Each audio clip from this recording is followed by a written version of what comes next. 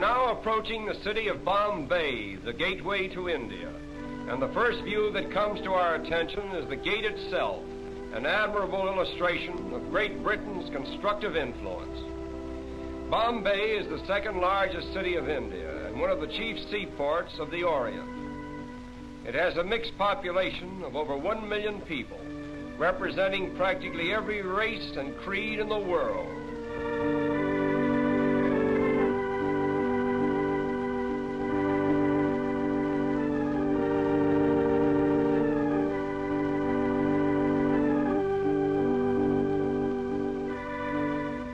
The Taj Mahal Hotel is unquestionably the most pretentious one in all of India. One of the outstanding features of Bombay is its sudden transitions from the modern to the ancient. This scene, for example, was taken a few minutes from the heart of the city, where the 15th century is constantly rubbing shoulders with the 20th. These automobiles cutting into this line of ancient vehicles suggest an odd symbolism which typifies all of India. For time and time again, the new cuts into the old. But the gap is soon filled in, and the ancient procession goes on in strange defiance.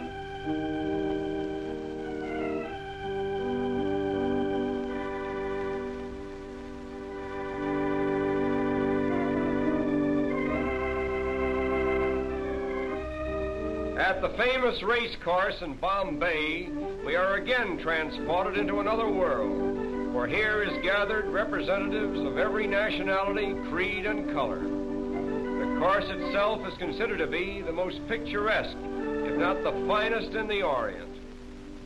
We are particularly interested in the costumes worn by the Parsi women. The Parsis are the descendants of exiled Persians. The entire Parsi population now numbers over 50,000, most of whom are residents of Bombay. They are regarded as the wealthiest class in India, and they are obviously the most progressive. Owing to its central position between the East and West, no city can show a greater variety of types than Bombay.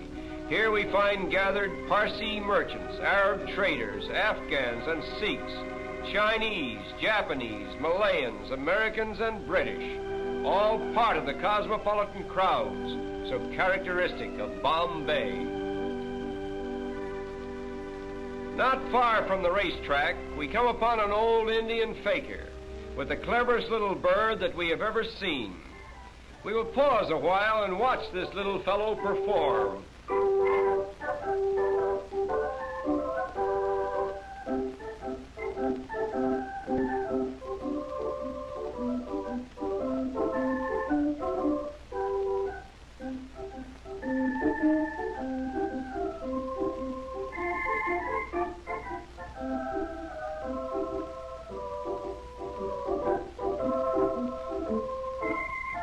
All this work is just to get a little seed that is lodged in a tiny bucket.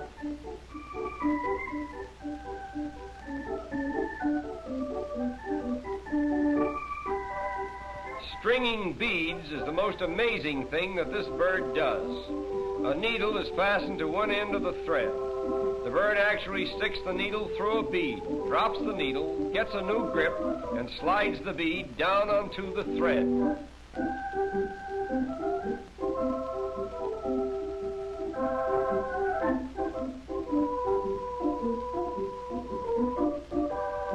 But there is much more to see, and our time is limited.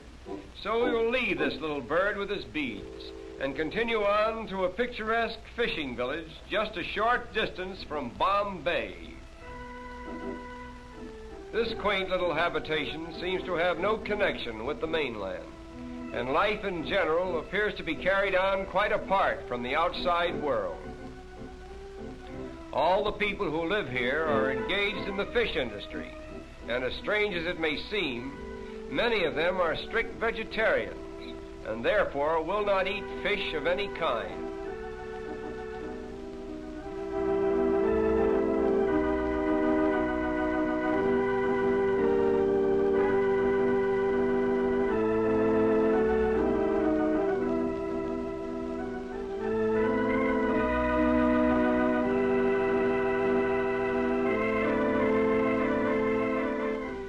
even in this peaceful little village, there is a rigid system of caste. Here we find two attractive young ladies of the proud fisherfolk class. The dress each is wearing is called a sari. It is a one-piece garment which unwinds to about 8 yards in length. Look closely at these young ladies and you will see a round dot in the center of their foreheads. This dot, which is usually made of red paint, signifies that the wearer is married or eligible for marriage. The flower pot before which they are standing contains the sacred Tulsi plant, an emblem of virtue, which is worshipped exclusively by Indian girls. The story goes that a certain virtuous maiden named Tulsi was changed into a plant just as she was about to be assaulted by a demon. Thus, the Tulsi plant became a shrine of chastity for virtuous Indian girls. The chief occupation for the women of this village is in drying and preparing the fish which is caught by the men. The method for treating the fish is to first soak them in salt and then lay them out on the sun-baked ground. When they are thoroughly dried, they are tied in small bundles and sent to market. These women are treating a smaller species of shrimp, which is swept about in this manner until it is sufficiently salted and dried. It is then used in preparing the famous Indian curry. No picture of India could possibly be complete without a view of its royal elephants on parade.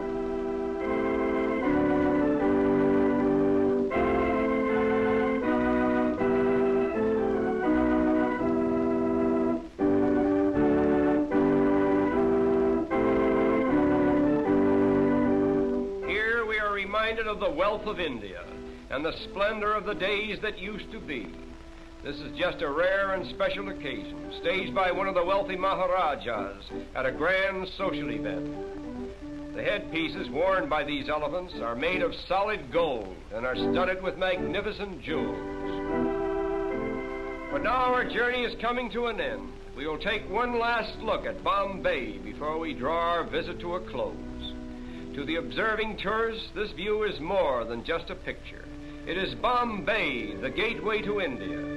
Through it flows the commerce of an empire. Great commercial houses, stately public buildings, and educational institutions flank its broad thoroughfares. Railways converge here from every state in India, and steamship routes diverge to the ends of the earth. Such has been the first constructive imprint of Western civilization upon this much talked of and generally misunderstood country. And so our journey ends. We bid farewell to Bombay, the gateway to India.